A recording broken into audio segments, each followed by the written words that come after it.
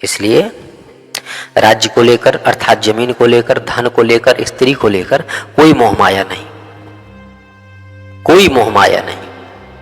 अगर मोह माया करनी ही है तो उन राम जी से करो जो तुम्हें यहां भी मिलेंगे और वहां भी मिलेंगे। धन तो ये कहीं है राम नाम का यार, क्यों व्यर्थ संसार के चक्कर में पड़ते हो? संसार अपना थोड़ी है।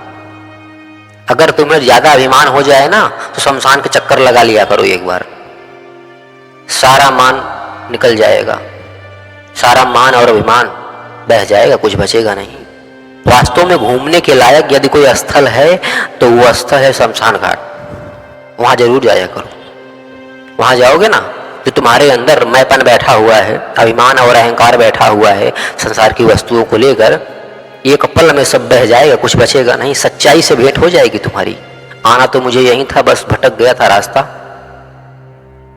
याद रहे, संसार में कभी भी इन तीन वस्तुओं को लेकर आपस में द्वेष, ईर्ष्या, कलह नहीं करनी चाहिए, क्योंकि संसार हमारा नहीं है। हम संसार में एक मुसाफिर की तरह रहने आए हैं और मुसाफिर की तरह रहकर चले जाएंगे, कुछ बचेगा नहीं।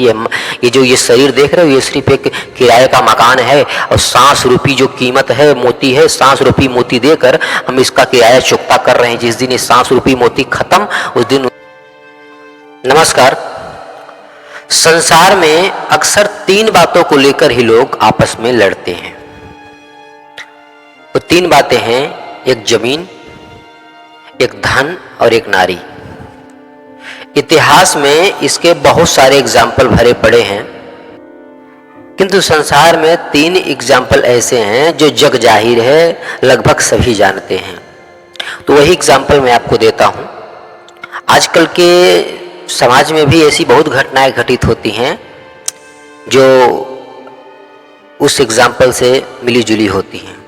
देखिए, रावण के पास किसी चीज की कमी नहीं थी, किंतु सब कुछ खत्म हो गया। 1 लख पूत 1.25 लाख नाती, ता रावण घर दिया न बाती। जिसके पास 1 लाख पुत्र और 1.25 लाख नाती थे, सोने की लंका थी, उसके घर दिया और बाती को जलाने वाला भी कोई नहीं बचा। रावण ने गलती क्या की थी? सीता का हरण कर लाए थे।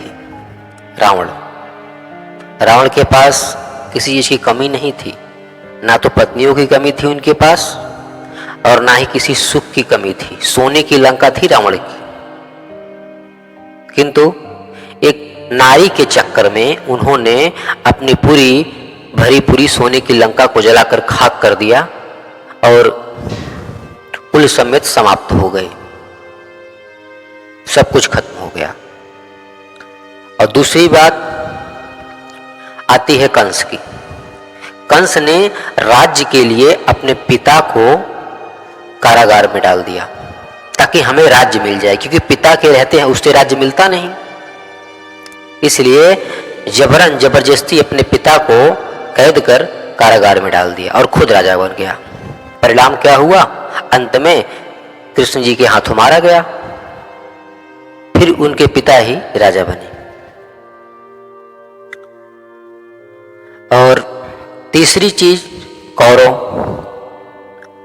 कौरव भी जमीन को लेकर, राज्य को लेकर पांडवों के साथ छल कपट किए और उस कपट का परिणाम यह निकला कि कौरव 100 थे, 100 के 100 जो है मिट गए और पांडव 5 थे, उनका कुछ भी नहीं हुआ, उनका बाल भी बांका नहीं हुआ और कौरव 100 थे, 100 के 100 मिट गए। अक्सर समाज में भी यह देखने को मिलता है, ज्यादातर लड़ाइयां जमीन को लेकर होती हैं। यदि हम इतिहास से सीखें तो हमें यह समझ आती है कि हम जिन चीजों को लेकर लड़ते हैं, क्या वो चीजें किसी के साथ जाती हैं? अरे हमारे जीते जी भी वो चीजें हमारे काम नहीं आती हैं। जब हम वृद्धावस्था को प्राप्त हो जाते हैं ना, तो ये शरीर जो है ना, ये जवानी भी साथ छोड़ देती है, हाथ पैर भी काम नहीं करते। धन है किंतु फिर भी वह काम नहीं आता, क्योंकि जब पुत्र लायक होंगे तभी वह धन तुम्हारे काम आएगा, तभी वो तुम्हारी सेवा करेंगे।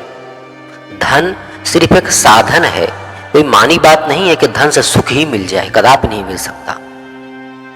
सुख तो केवल ईश्वर की भक्ति में है, राम जी के चरणों में है। देखिए, ये तीन बातें पहले भी नहीं, अभी भी समाज में इन तीन बातों को लेकर ही लड़ाइयां होती हैं। कितने कितने घर हैं, स्त्रियों के चलते घर उजड़ गए। धन को लेकर आपस में इतने मतभेद उत्पन्न हो जाते हैं, घर में इतना द्वेष, ईर्ष्या, कलह उत्पन्न हो जाती है कि धन तो रहता है किंतु सुख नहीं है।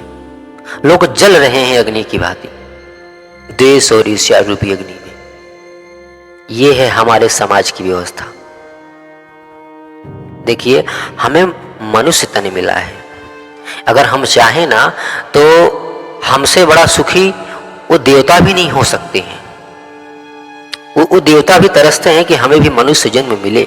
देखिए, जब सुख ज्यादा होता है ना तो हमें स्वर्ग मिलता है, और जब दुख ज्यादा होता है तो नर्क मिलता है। किंतु जब सुख और दुख दोनों समान होते हैं तो हमें मृत्युलोक मिलता है, और मृत्युलोक का सुख ऐसा होता है जो स्वर्ग से भी उत्तम बताया गया है, यदि मनुष्य अपने धर्म का पालन करे तब। किंतु मनुष्य तो करता नहीं। हमें कर्म करने की स्वतंत्रता मिली हुई है, हम उसका सदुपयोग करें तो हमें लाभ होगा, हम उसका दुरुपयोग करेंगे तो हम नरक में ही जाएंगे। हमने ईश्वर का क्या बिगाड़ा है बताइए? हम कर्म करके अपना ही बिगाड़ेंगे, ईश्वर का नहीं बिगाड़ सकते। ईश्वर का कोई कुछ नहीं बिगाड़ सकता। तुम ईश्वर को मानो या ना मानो, ईश्वर को कोई फायदा होने वाला नहीं है। फायदा हो जो होना है हमको ही होगा। हम जीव हैं, उद्धार हम अपना करेंगे। अरे धन्य मना उन करुणा निधान का जो बेवजह ही जीवों पर दया कर जाते हैं। किंतु हम क्या करें, हम मनुष्य जन्म मिला है ना, बुद्धि मिली, विवेक मिला है, हम तो उसका दुरुपयोग कर रहे हैं।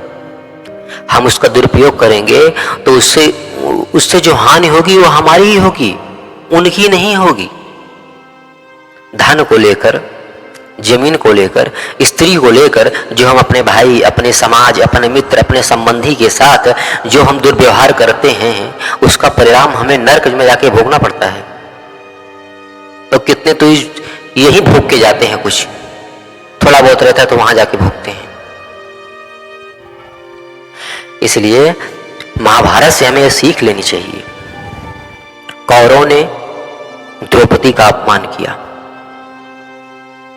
कौरवों का छल पूर्वक राज्य कपट पूर्वक छीना, तो क्या बताओ वो उस राज्य को लेकर भोग पाए? वासुदेव कृष्ण धृतराष्ट्र के पास गए और भरी सभा में उनसे कहा कि हमें यदि पांडवों को 5 गांव भी अगर दे दो तो हम मान जाएंगे। बताओ, ऐसा मोह पुत्र के प्रति वो 5 गांव भी ना दे सके। राजा थे धृतराष्ट्र, लेकिन चलती थी दुर्योधन की। इसे कहते हैं पुत्र मोह। अधिक प्रेम जो होता है ना, वो भी इंसान को नरक में ले जाता है। इसलिए राज्य को लेकर, अर्थात जमीन को लेकर, धन को लेकर, स्त्री को लेकर कोई मोहमाया नहीं, कोई मोहमाया नहीं।